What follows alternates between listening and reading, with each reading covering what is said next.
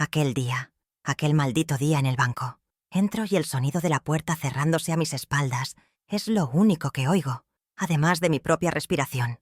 La voz de Renata, mi hija, llega a mis oídos, nítida y cruel, cortando el aire como un cuchillo afilado. Está allí, de espaldas a mí, hablando con el gerente, y las palabras que salen de su boca parecen piedras que me arrojan al pecho. Mi madre ya no está tan lúcida, gerente. Es por su bien que gestionemos sus cuentas. Las risitas leves y cómplices que le siguen perforan mi alma más profundamente de lo que cualquier cuchillo podría. Me quedo parada, invisible, viendo mi propio funeral, mientras el cuerpo todavía respira. Mis manos, que trabajaron tanto y por tanto tiempo, ahora se sienten frágiles y viejas. Me siento pequeña, insignificante, reducida a un mero inconveniente. Las palabras resuenan en mi cabeza como un eco interminable, mezclándose con el sonido de los coches afuera y con los murmullos del banco. No está tan lúcida, dijo eso de mí, de la mujer que le enseñó a leer, a atarse los zapatos, a enfrentar la vida. La mujer que sacrificó todo para que ella tuviera un futuro.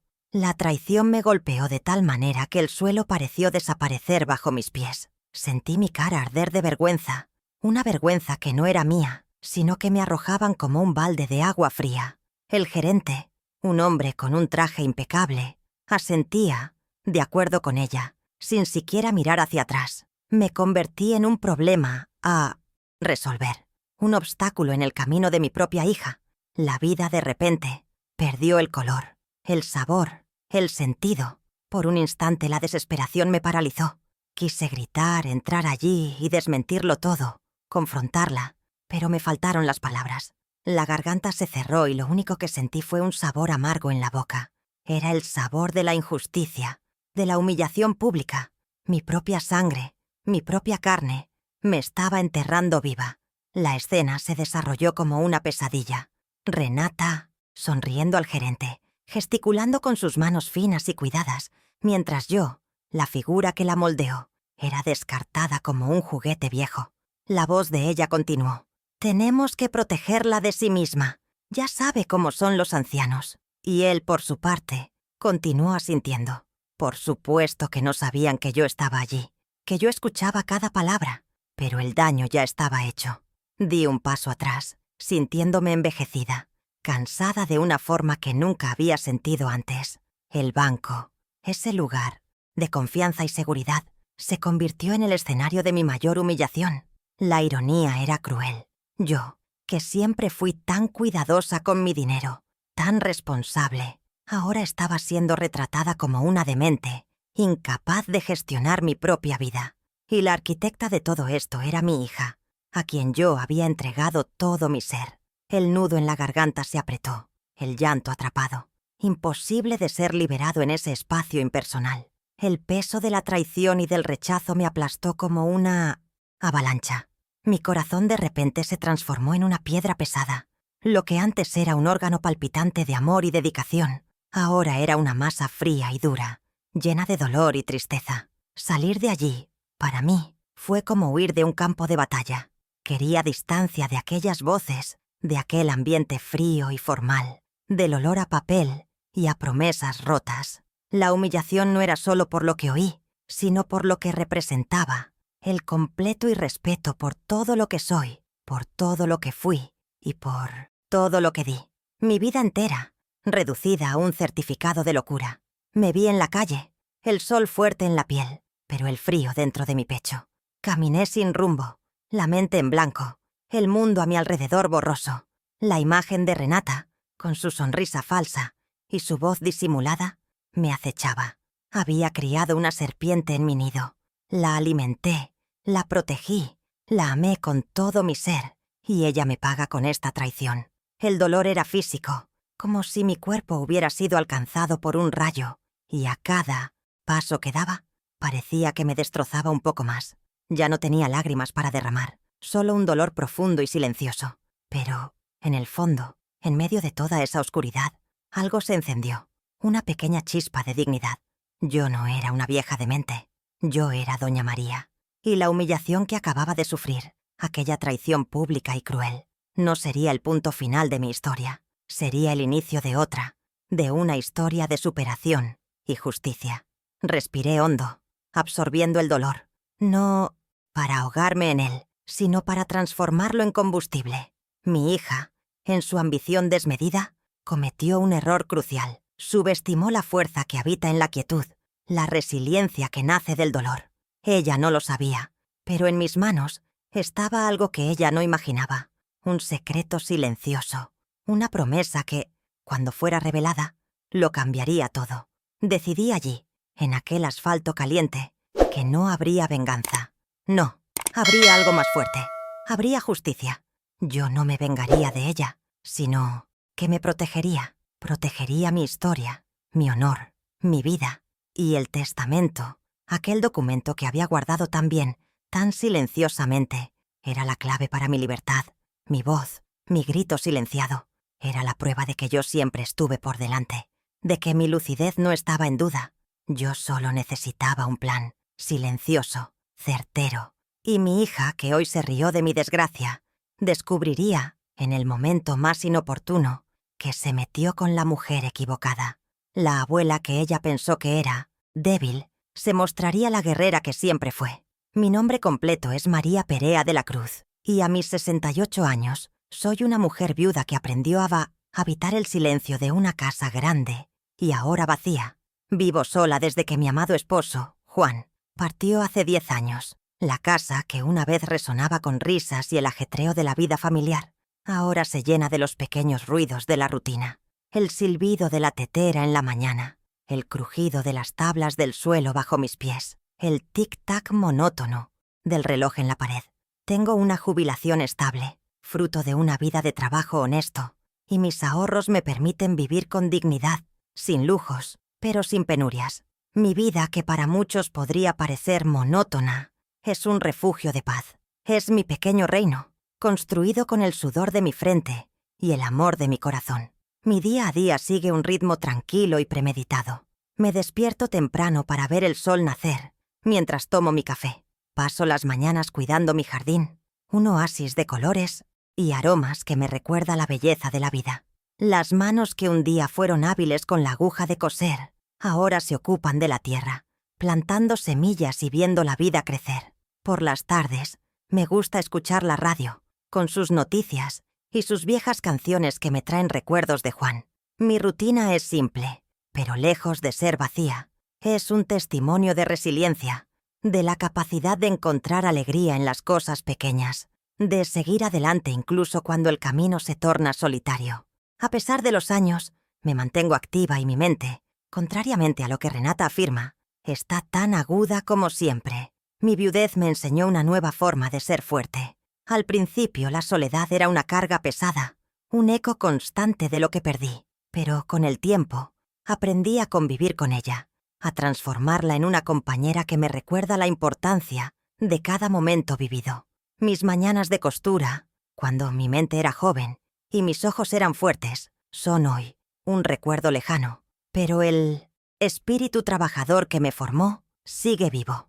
La rutina simple que elegí no es por falta de opciones, sino por un deseo genuino de paz. En este capítulo de mi vida, mi mayor lujo es la tranquilidad, el poder despertar cada día sabiendo que soy dueña de mi tiempo y de mi espacio. Para la gente que me ve en la calle, soy una mujer común, una abuela, quizás un poco anticuada en su forma de vestir, pero mi alma es un mar de historias y emociones. Soy Doña María, y mi nombre lleva el peso de una vida de sacrificios y silencio. Mi soledad no significa fragilidad. Al contrario, me dio una fuerza interior que solo la adversidad puede forjar. Aprendí a no depender de nadie para ser feliz, a encontrar en mí misma la fuente de mi propia luz. Y aunque mi corazón anhela el amor y la compañía de mis hijos, sé que la dignidad es un tesoro que nadie puede arrebatar. Mi vulnerabilidad, si es que la tengo, reside en mi amor incondicional por mis hijos. Es mi talón de Aquiles, la parte más blanda de mi corazón. A pesar de todo, por ellos, fui capaz de abrir mano de todo, de mis sueños, de mi tiempo, de mi propia felicidad. Pero esta misma vulnerabilidad es también la fuente de mi mayor fortaleza, porque un amor tan profundo No se rompe fácilmente, solo se endurece. Se convierte en una armadura silenciosa, invisible, pero inquebrantable. Y cuando ese amor es traicionado, la fuerza que surge es imparable. La gente me ve y me pregunta, ¿cómo te mantienes tan fuerte, María? Y yo sonrío porque la fuerza no es algo que se exhibe, sino algo que se siente. Es el resultado de la resiliencia, de levantarse cada día y seguir adelante, a pesar de las cicatrices.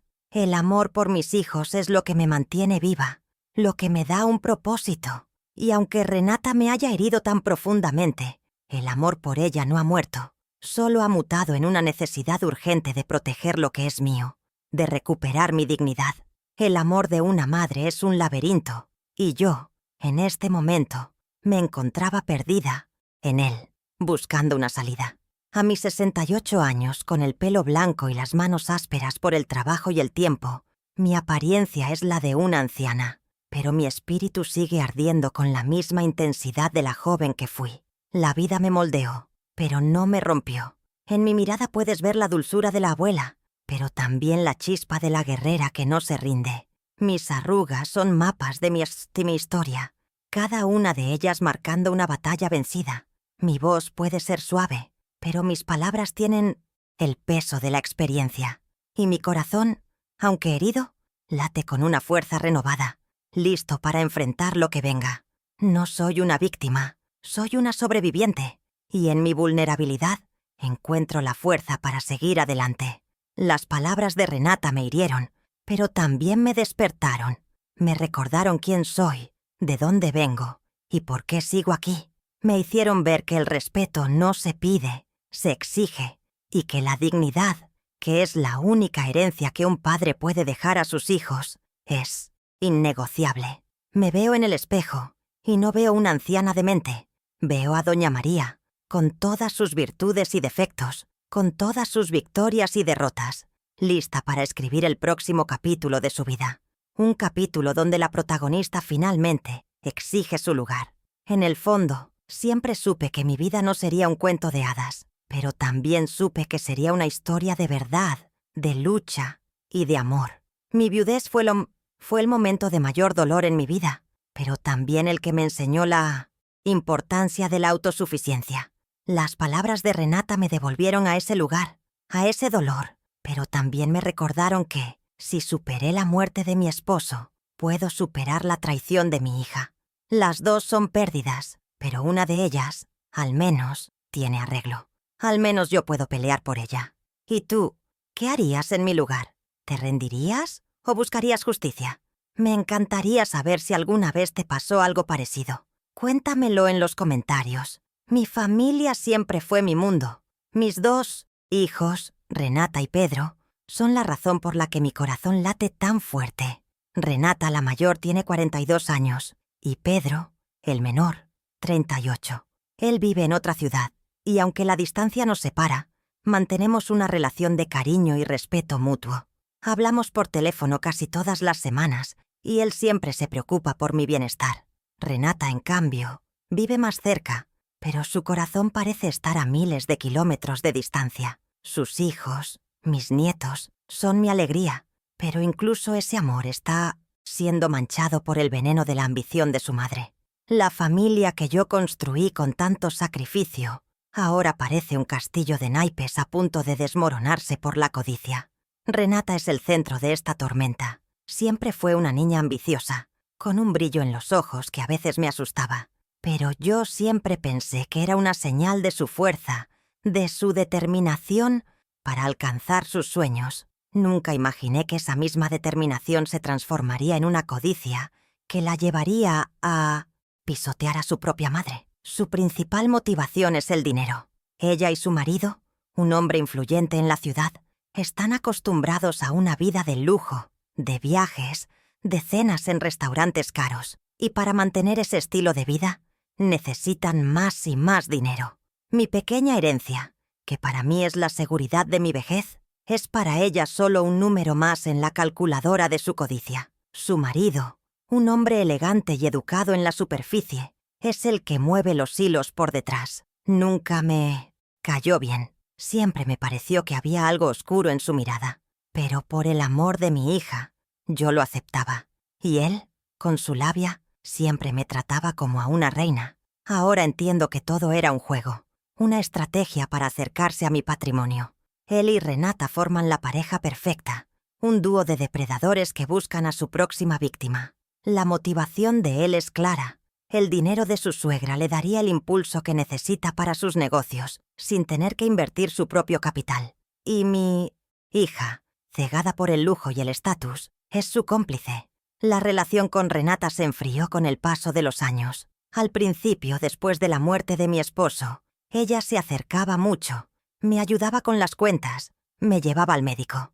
Yo, en mi ingenuidad, pensaba que era amor, cuidado. Pero con el tiempo sus preguntas sobre mis finanzas se volvieron más frecuentes, sus visitas se hicieron más cortas, sus palabras más frías. Yo sentía que algo no estaba bien, pero no quería creer. Siempre me dije que mi hija me quería, que ella era buena. Pero el amor de una madre es ciego, y el de una hija, a veces, también. Ella me veía como una carga, como un obstáculo entre ella y su objetivo final. El punto de quiebre fue cuando ella me sugirió vender la casa. Ella dijo que era demasiado grande para mí, que sería mejor si me mudara a un apartamento más pequeño y me quedara con el dinero. Yo me negué.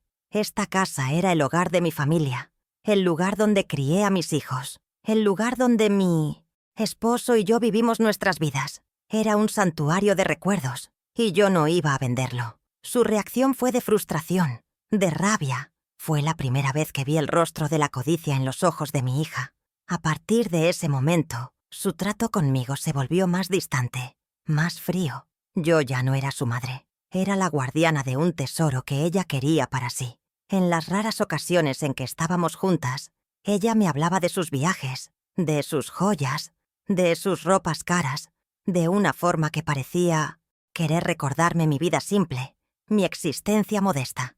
Ella me hacía sentir pequeña, como si mi vida no tuviera valor. Y yo, que siempre fui fuerte, me sentía cada vez más débil. Pedro, en sus llamadas, siempre me preguntaba si estaba bien, si necesitaba algo.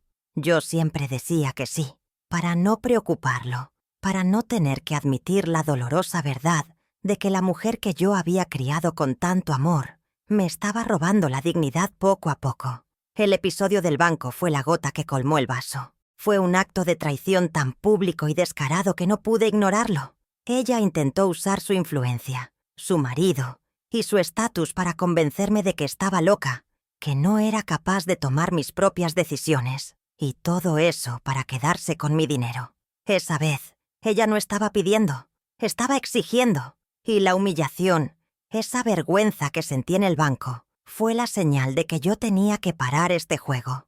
No por venganza, sino por justicia. Para mí, para mi memoria y para el legado de mi esposo.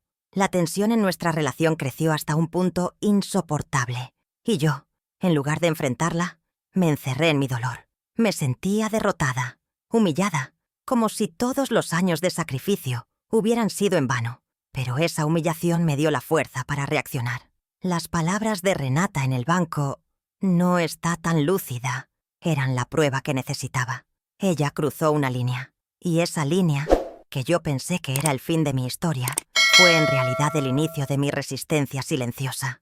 Yo no iba a luchar con ella. Yo iba a dejar que su propia ambición la consumiera. Mi vida no fue un camino de rosas, fue un terreno pedregoso que yo, con mis propias manos, traté de aplanar para que mis hijos pudieran caminar sin tropezar. Desde que me casé, mi vida se convirtió en una constante renuncia. Yo siempre soñé con ser una gran costurera, con tener mi propio taller, pero la vida me llevó por otro camino. Mi esposo trabajaba duro, pero el dinero nunca era suficiente. Así que, además de cuidar de la casa y de los niños, yo trabajaba en mi máquina de coser hasta altas horas de la noche. Cosía para los vecinos, para las tiendas, para quien necesitara. Cada puntada era un acto de amor. Un pedazo de mi tiempo, un pedazo de mis sueños que yo daba por el futuro de mis hijos. Y ese futuro, en mi cabeza, era el de ellos, no el mío. Fueron décadas de esfuerzo y dedicación. Mis manos ahora ásperas y llenas de arrugas, son el testimonio silencioso de todas las horas que pasé, inclinada, sobre la máquina de coser. Mi espalda, que ahora me duele, es el recuerdo de todas las noches que pasé sin dormir, trabajando para que mis hijos tuvieran un plato de comida en la mesa. Yo nunca me quejé, no porque no sintiera el peso de la responsabilidad, sino porque la alegría de ver a mis hijos crecer sanos y fuertes era mi mayor recompensa. Cada vestido que cosía, cada pantalón que arreglaba, era una forma de decirles, os amo. Y ese amor, yo creía, era suficiente. Recuerdo una vez, Renata me pidió un vestido para una fiesta. Ella lo quería de una tela cara, que yo no podía pagar. Y yo, sin dudarlo, vendí las joyas de mi madre, unas pequeñas perlas que ella me había dejado. El dinero fue suficiente para comprar la tela y hacerle el vestido.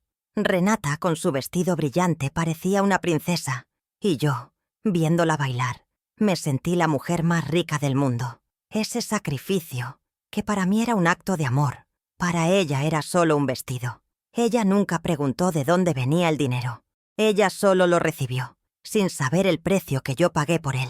Otro momento que nunca olvidaré fue cuando me diagnosticaron un pequeño problema en la rodilla que requería una cirugía. En esa misma época, Pedro estaba a punto de entrar a la universidad. El dinero para la cirugía y el dinero para la matrícula eran casi el mismo. Y yo, sin pensarlo dos veces, pospuse la cirugía y usé el dinero para pagarle la matrícula a mi hijo. Yo me decía que mi rodilla podía esperar, pero la educación de mi hijo no. El dolor en la rodilla, con el paso del tiempo, se convirtió en algo crónico. Pero el orgullo de ver a mi hijo graduarse, con su toga y birrete, fue una medicina para el alma que me hizo olvidar cualquier dolor físico. Esos sacrificios fueron la base de la educación de mis hijos. Renata, gracias a mi trabajo incansable, pudo estudiar en una universidad privada, donde conoció a su marido y comenzó su escalada social. Y Pedro, gracias a mi rodilla dolorida, se convirtió en un hombre de mi excepción. Bien, con un corazón tan grande como el mundo. Yo no me arrepiento de nada.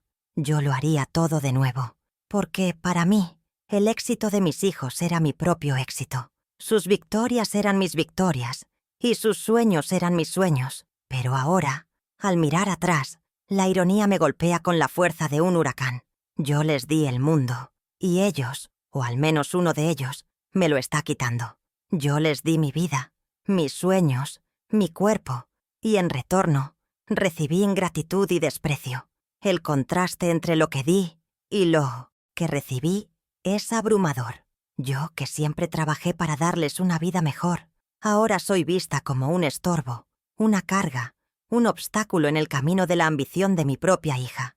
Yo, que nunca les pedí nada, ahora tengo que luchar para mantener lo que es mío. El contraste es brutal. Yo les di una educación, un futuro, y ellos, con ese futuro, me dan la espalda.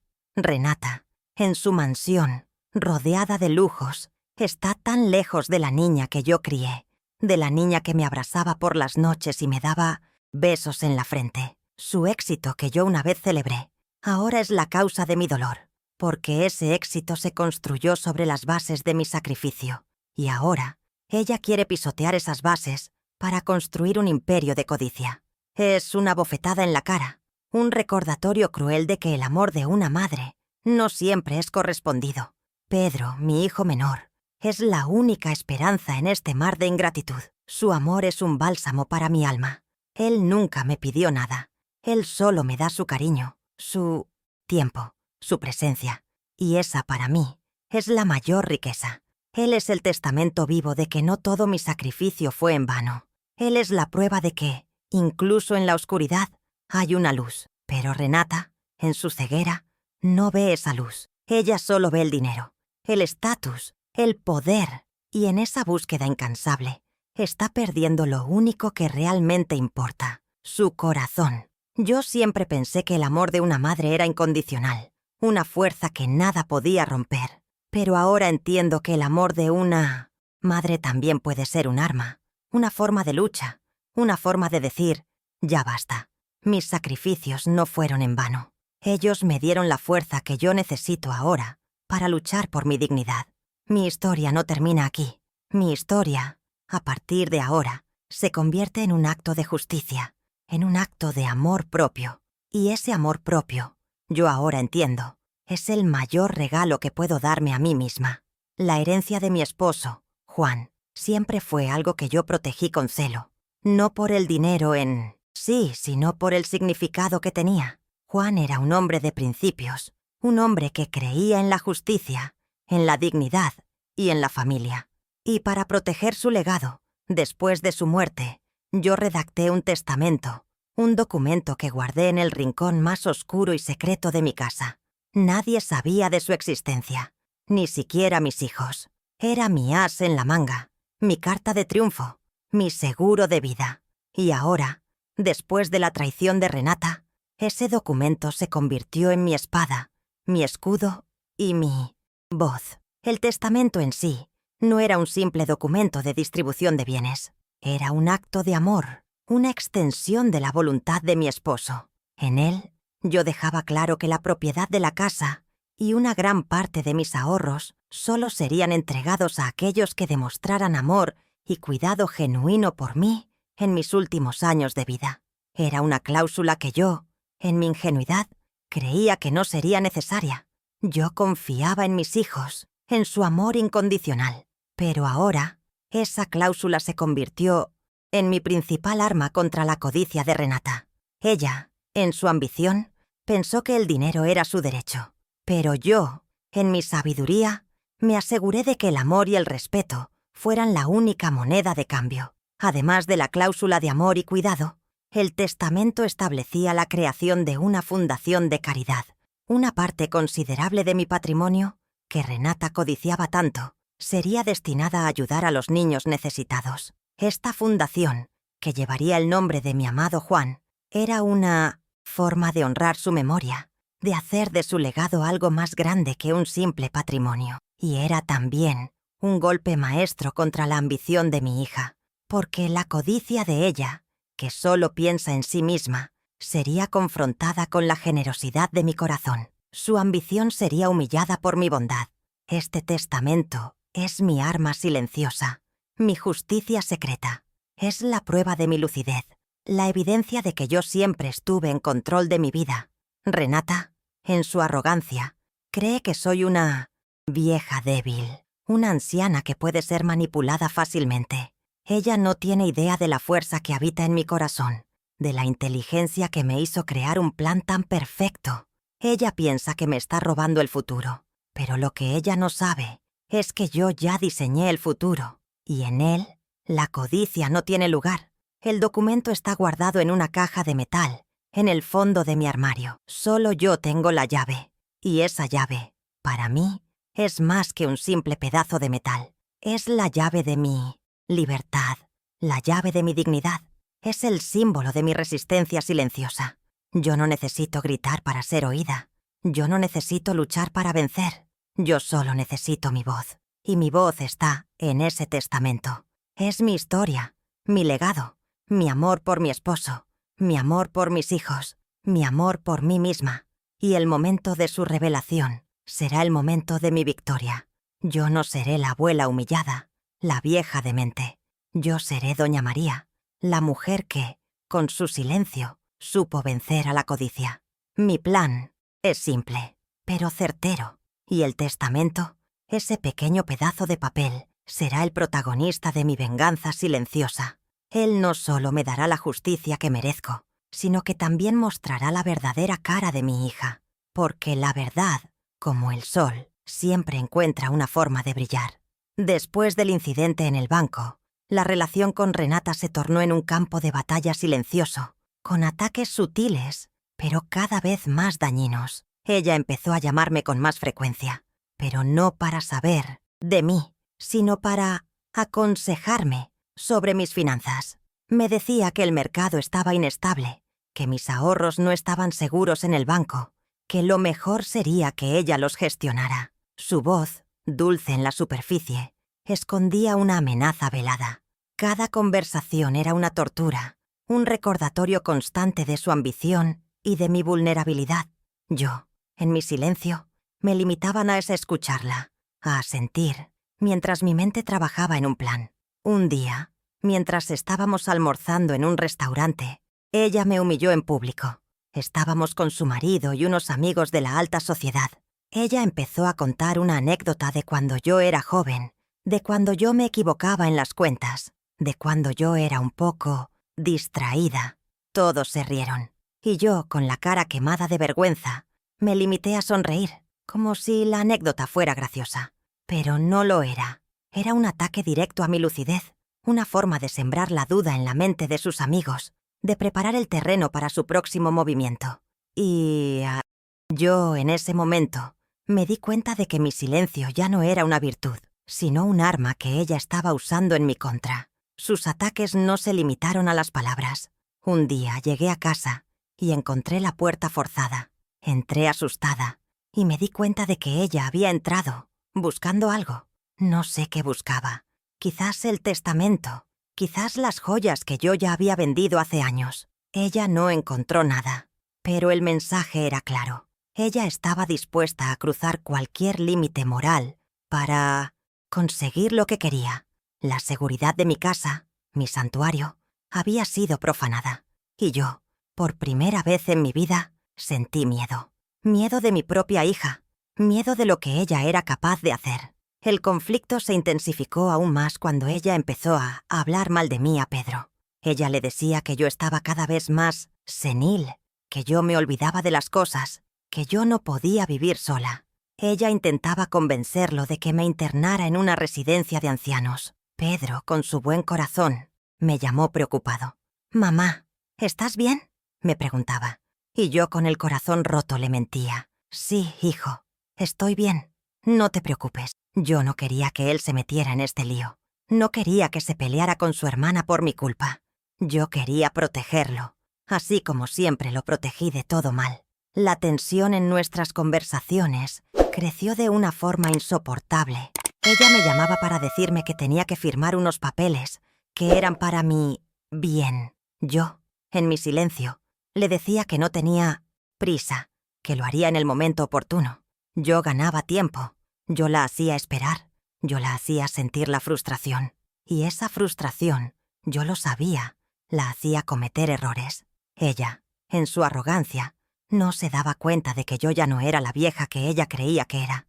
Yo era una estratega, una jugadora de ajedrez, moviendo mis piezas en silencio, esperando el momento perfecto para dar el jaque mate. Un día, ella me trajo a casa un abogado, supuestamente para ayudarme con mis finanzas. El hombre, con una sonrisa falsa, me explicó la necesidad de un poder notarial para que Renata pudiera gestionar mis cuentas en caso de emergencia.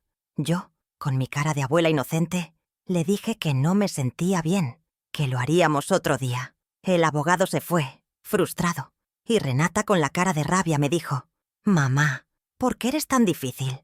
¿No entiendes que es por tu bien?». Y yo con una sonrisa le respondí: «Mi amor, yo sé lo que es bueno para mí. No te preocupes». Ella, en su ceguera, no entendía que su ambición estaba a punto de destruirla. Los ataques de Renata no eran solo contra mí, sino también contra el legado de mi esposo. Ella, en una de sus visitas, me sugirió que tirara las cosas viejas, las fotos, los muebles, todo lo que le recordaba a su padre. «Mamá, ¿por qué guardas todas estas cosas?», me preguntaba con desdén. Y yo con una voz suave le respondía: «Mi amor, estas cosas son parte de nuestra historia, son parte de lo que somos». Ella, con una cara de fastidio, se limitaba a ignorarme. Ella quería borrar el pasado, porque el pasado era un obstáculo en su camino hacia el futuro, un futuro que solo existía en su mente. La manipulación de Renata llegó a un punto en el que ella me empezó a aislar. Ella me llamaba y me decía que sus amigos no me caían bien, que era mejor que yo no fuera a sus fiestas, a sus cenas. Ella me decía que yo no encajaba en su mundo, en su círculo de amigos, y yo, en mi soledad, me quedaba en casa, sintiéndome cada vez más pequeña, cada vez más invisible. Ella quería que yo fuera solo una sombra, una figura en el fondo, una anciana que podía ser ignorada, manipulada, olvidada. Pero yo, en mi silencio, me estaba fortaleciendo. Las noches, para mí, se volvieron un tormento.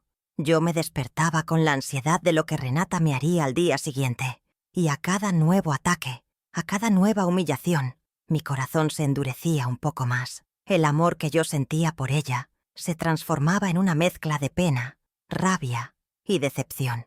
Yo me preguntaba, ¿dónde me equivoqué? ¿Qué hice mal? Y la respuesta, yo ahora lo entiendo, no estaba en mí, sino en ella. La ambición, como un cáncer, había consumido su alma, y yo, en mi silencio, tenía que encontrar la cura, no para ella, sino para mí. La manipulación de Renata se intensificó hasta el punto en que ella me pidió las llaves de la casa. Ella dijo que era por mi seguridad, que ella quería tener acceso a mi casa en caso de emergencia. Y yo, con una sonrisa, le dije que no. Mi amor, yo tengo las llaves, y la casa está segura. Ella, con los ojos llenos de rabia, se fue, sin decir una palabra. Yo sabía que ella intentaría de nuevo. Yo sabía que ella no se rendiría fácilmente. Y yo, en mi silencio, me preparé para la próxima batalla.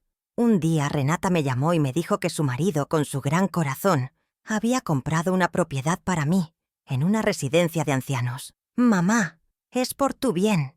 Allá tendrás amigos de tu edad. No te sentirás sola. Y nosotros estaremos más tranquilos sabiendo que estás segura». Su voz era suave, pero el mensaje era una puñalada en el corazón. Yo, en mi silencio, le pregunté, ¿y mi casa, mi jardín, mis recuerdos? ¿Qué pasará con ellos? Y ella, con su cara de ambición, me respondió, «Mamá, no te preocupes. Nosotros los venderemos y usaremos el dinero para tu manutención». El cinismo en su voz era tan grande que por primera vez sentí el deseo de gritarle, pero me contuve. Mi silencio era mi arma.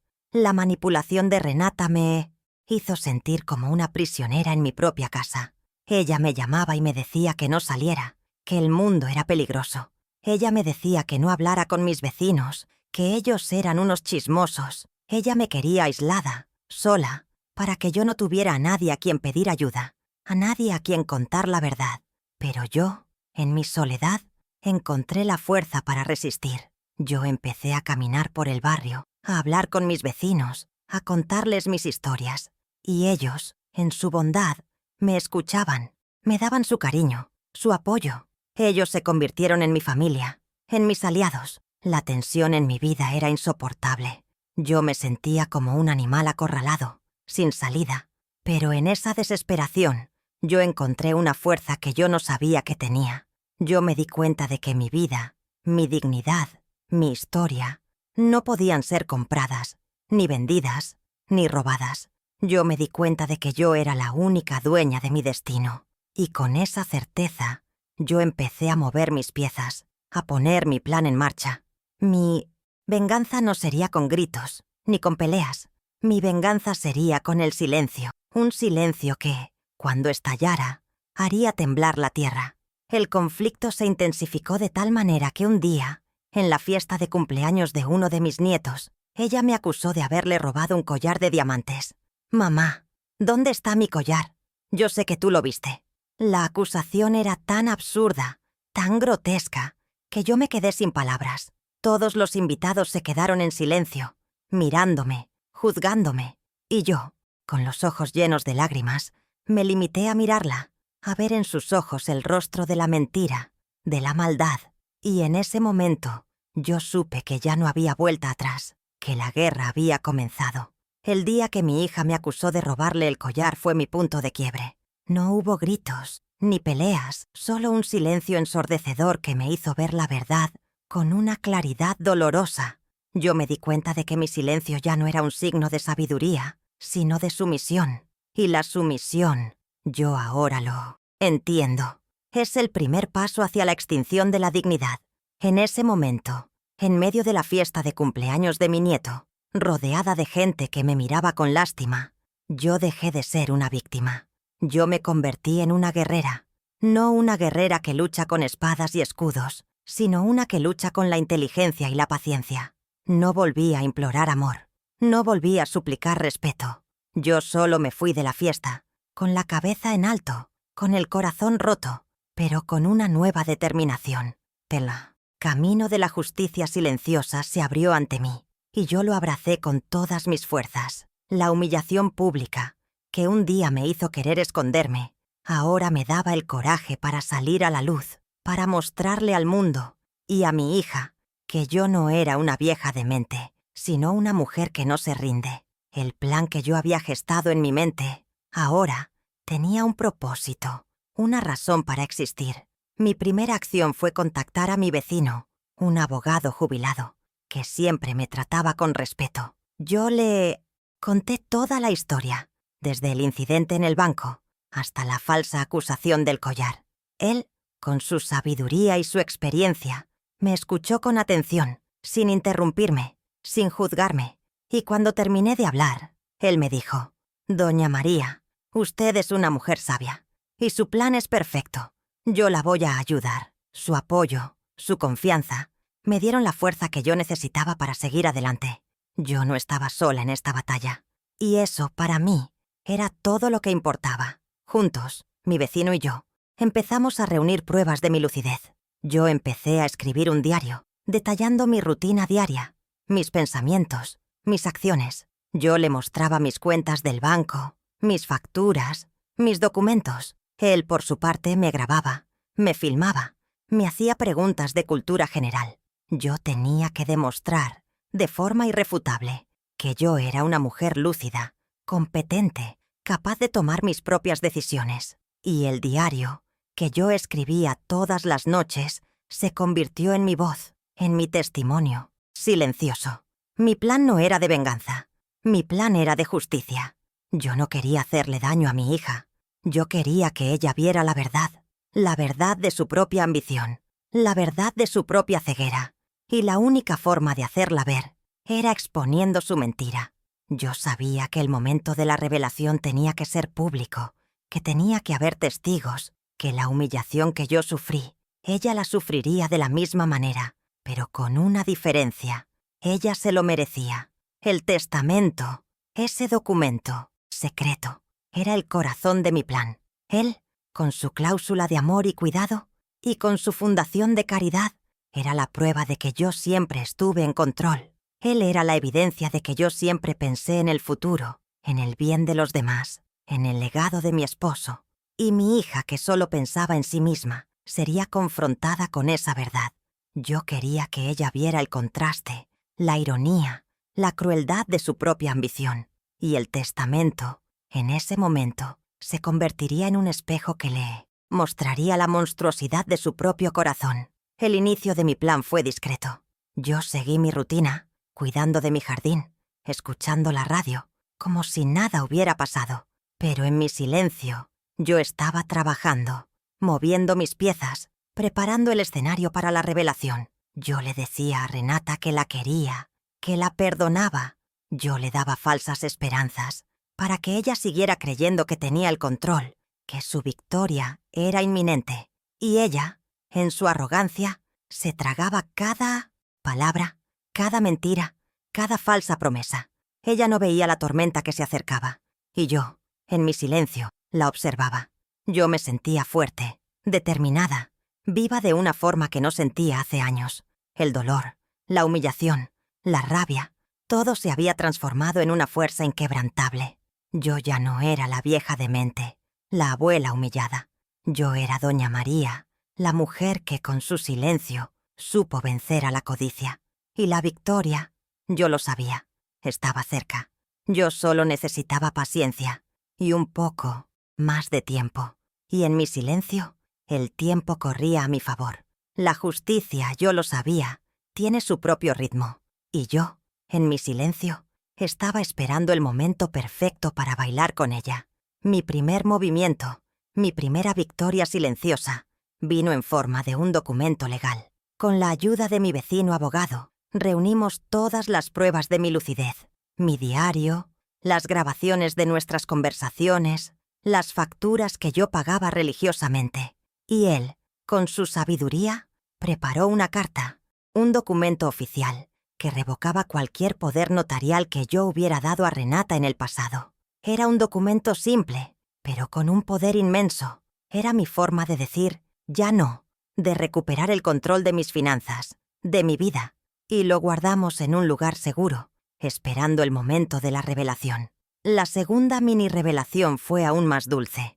Una tarde, Renata, con su arrogancia de siempre, vino a mi casa y me dijo que tenía que ir al banco con ella para firmar unos papeles. Mamá, es por tu bien. Son papeles de inversión para que tu dinero rinda más. Yo, con una sonrisa en la cara, le dije que sí, que iríamos mañana. Y al día siguiente, mientras ella me esperaba en el coche, yo, con mi vestido de domingo, fui sola al banco y retiré una gran parte de mis ahorros, sin que ella lo supiera. El dinero yo lo guardé en una caja de seguridad, en otro banco, lejos de su alcance. Cuando regresé a casa, con mi bolso vacío, ella me preguntó, ¿y los papeles? Y yo, con una cara de abuela inocente, le respondí, mi amor, me dio un dolor de cabeza, lo haremos otro día. La frustración en su cara fue mi mayor recompensa. Si quieres escuchar más historias como esta, suscríbete y acompáñame en mi camino hacia la justicia. La tercera mini revelación, que me llenó de alegría, fue cuando Pedro me llamó, preocupado por los rumores de Renata. Y yo, por primera vez, no le mentí. Le conté la verdad, toda la verdad, desde el incidente en el banco hasta la acusación del collar. Y él, con su corazón de oro, me creyó. «Mamá, ¿por qué no me lo contaste antes?», me preguntó con una voz llena de rabia.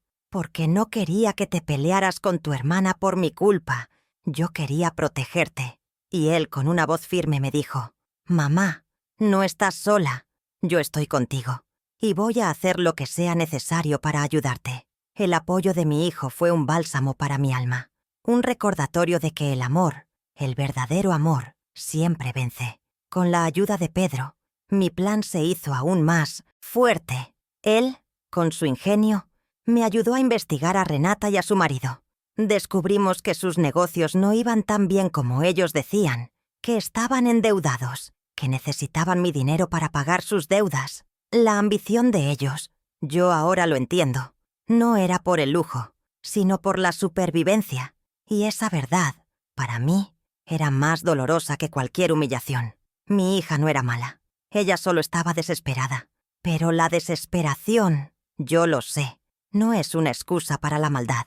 La cuarta mini revelación, que me hizo reír por primera vez en mucho tiempo, fue cuando un día Renata, con su arrogancia, vino a mi casa y me preguntó si yo quería un coche nuevo. «Mamá, tu coche es muy viejo. Yo te voy a dar un coche nuevo». Y yo, con mi cara de abuela inocente, le pregunté, «¿Y tú, mi amor? ¿Me vas a dar dinero para la gasolina? Porque mi jubilación no me da para tanto». Ella, con la cara roja de rabia, se fue sin decir una palabra. Yo, en mi silencio, me reí. Ella pensaba que era inteligente, pero yo, en mi silencio, ya había ganado la batalla.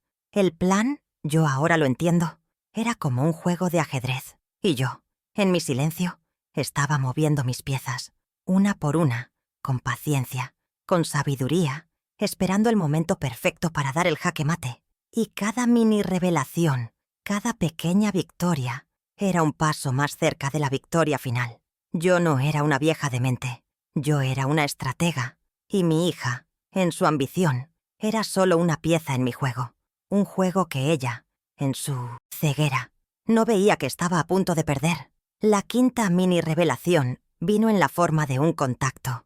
Mi vecino abogado me presentó a un periodista, un hombre de confianza, que estaba interesado en la historia.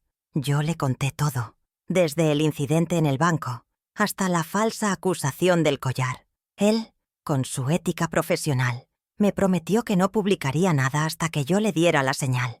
Y yo, en mi silencio, le di las pruebas que yo tenía. El diario, las grabaciones, los documentos. El periodista, en su silencio, se convirtió en mi aliado, en mi voz, en mi grito silenciado. La sexta mini revelación, que me dio la fuerza para seguir adelante, fue cuando mi nuera, la mujer de Pedro, me llamó y me pidió perdón por no haber estado a mi lado. «Doña María, yo siempre supe que había algo mal, pero yo no sabía cómo ayudarte».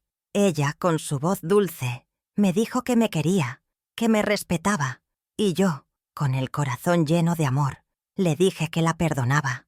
El amor de mi nuera fue un recordatorio de que, incluso en la oscuridad, hay una luz. La séptima mini revelación, la más importante de todas, fue cuando yo decidí que ya no me escondería. Yo empecé a ir a los lugares públicos, a los restaurantes, a las tiendas, a las fiestas, y la gente que antes me miraba con lástima, ahora me miraba con respeto. Yo ya no era la vieja humillada. Yo era Doña María, la mujer que no se rinde, y mi presencia, mi dignidad, mi fuerza, se convirtieron en mi mayor victoria silenciosa. Con cada mini revelación, con cada pequeña victoria, yo me sentía más fuerte, más viva, más yo. Yo recuperé mi voz, mi dignidad, mi vida, y mi hija, en su ceguera, no veía que la tormenta ya estaba sobre ella. Ella, en su arrogancia, pensaba que era la dueña del juego, pero yo, en mi silencio, ya había ganado.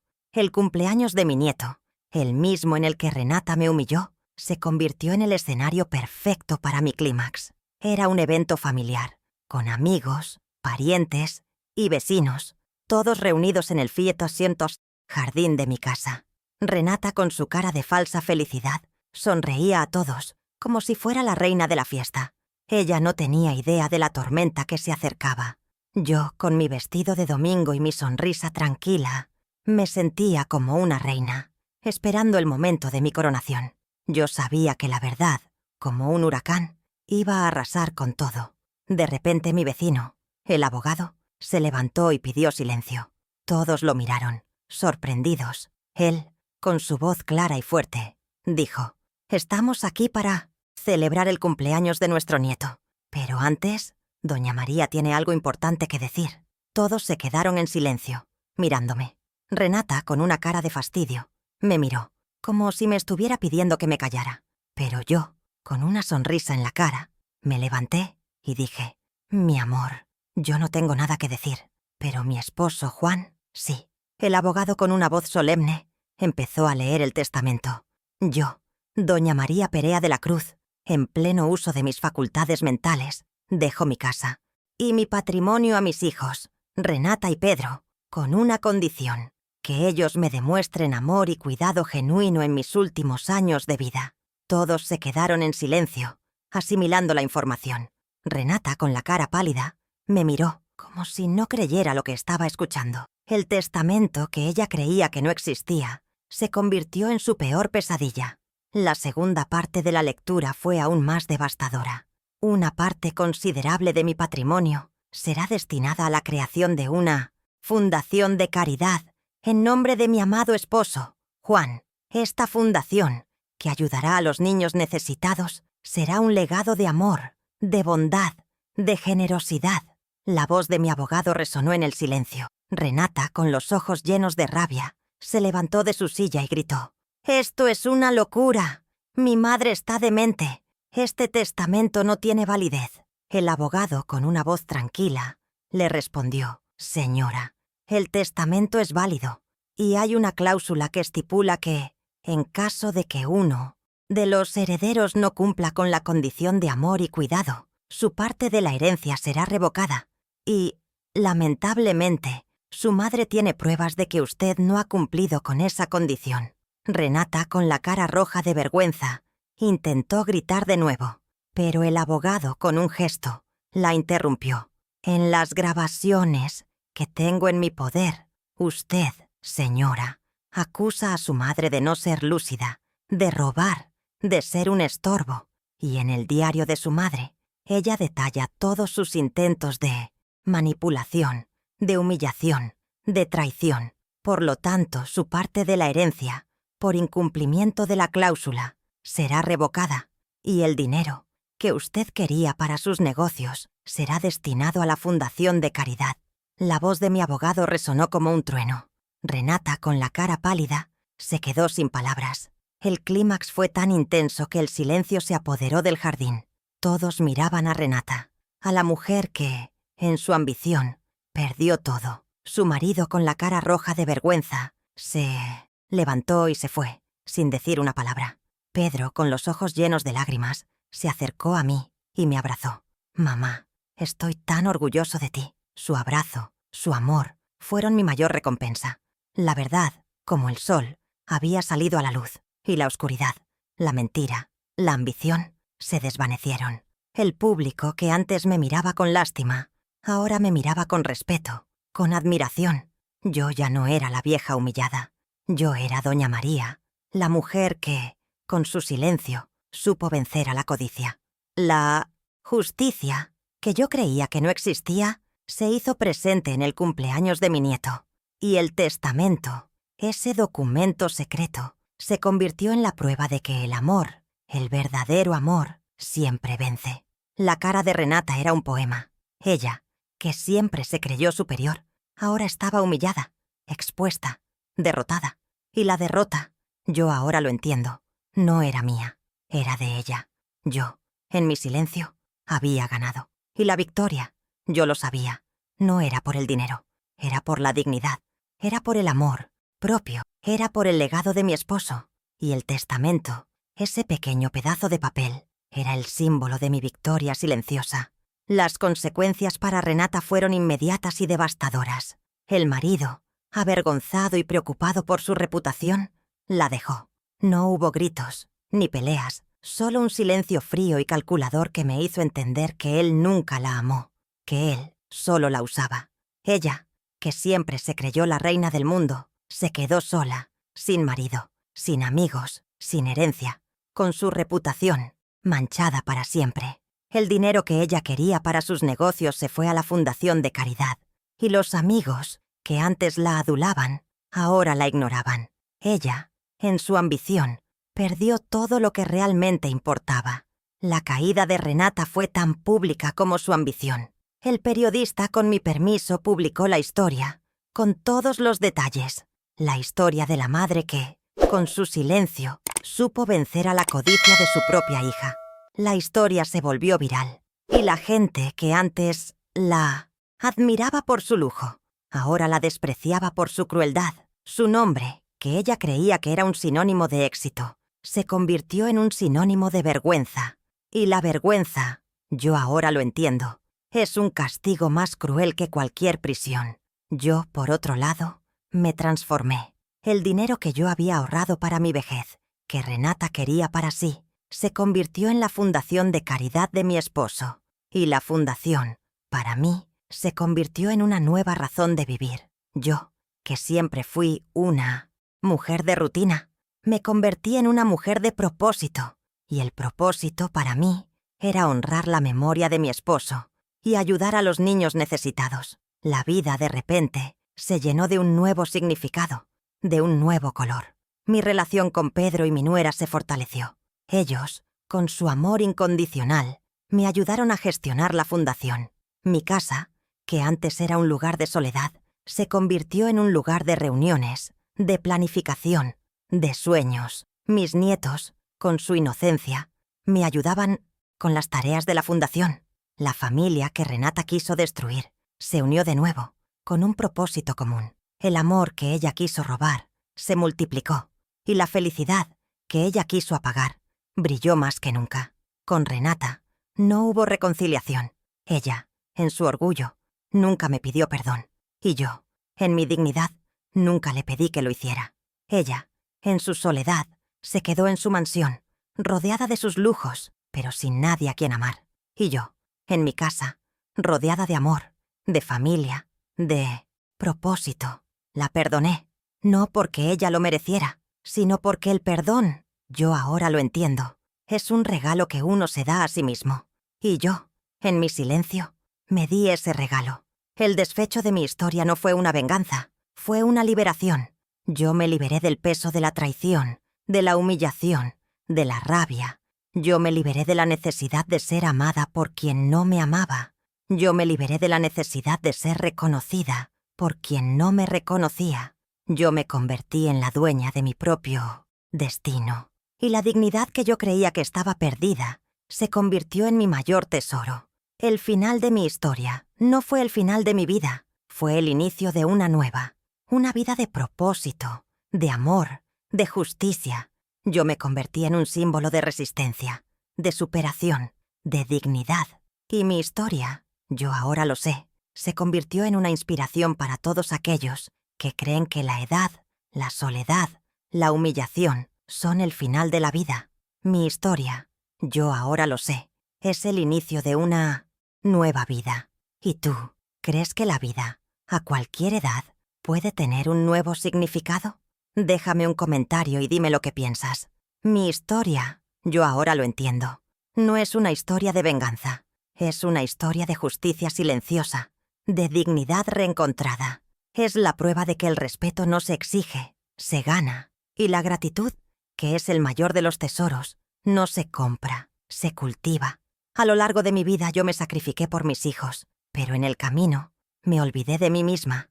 Y la traición de Renata, que fue la mayor de mis tristezas, fue también mi mayor bendición, porque ella me obligó a luchar por mi dignidad, a reencontrarme con la mujer que fui y a convertirme en la mujer que soy ahora. Una mujer fuerte, sabia y dueña de su propio destino. La ambición, yo ahora lo sé, es un veneno que mata el alma.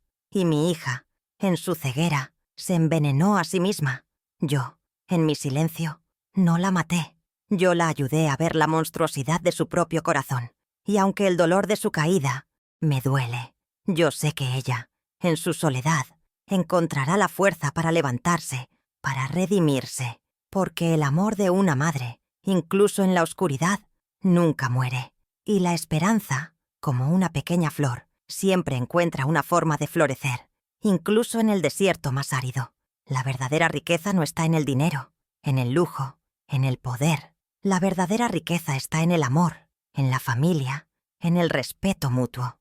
La verdadera herencia que un padre puede dejar a sus hijos no es el dinero, sino el amor propio, la dignidad, el respeto. Y el testamento, ese pequeño pedazo de papel, no era solo un documento. Era la prueba de que mi esposo, Juan, y yo siempre pensamos en el futuro de nuestros hijos, en el bien de los demás. Y la Fundación de Caridad, que ahora lleva su nombre, es la prueba de que el amor, incluso después de la muerte, siempre encuentra una forma de vivir. Mi historia es un recordatorio de que la vida, a cualquier edad, puede tener un nuevo significado, un nuevo propósito. La soledad, la humillación, la tristeza, no son el final del camino, sino el inicio de uno nuevo. Y la fuerza, que habita en la quietud, es la más poderosa de todas. Yo me convertí en la dueña de mi propio destino. Y la dignidad, que yo creía que estaba perdida, se convirtió en mi mayor tesoro. Mi historia, yo ahora lo sé, no es solo mía. Es la historia de todas las mujeres que luchan por su dignidad, por su amor propio, por su lugar en el mundo. Mi historia termina aquí, pero la tuya no. Y la lección que yo aprendí, yo quiero compartirla contigo. Nunca te rindas. Lucha por tu dignidad, por tu amor propio, por tu lugar en el mundo. Y si mi historia te inspiró, si te hizo creer que la vida, a cualquier edad, puede tener un nuevo significado, suscríbete a mi canal y acompáñame en mi camino, el camino de la justicia silenciosa, el camino de la dignidad reencontrada, porque la vida, yo ahora lo sé, siempre tiene una nueva oportunidad.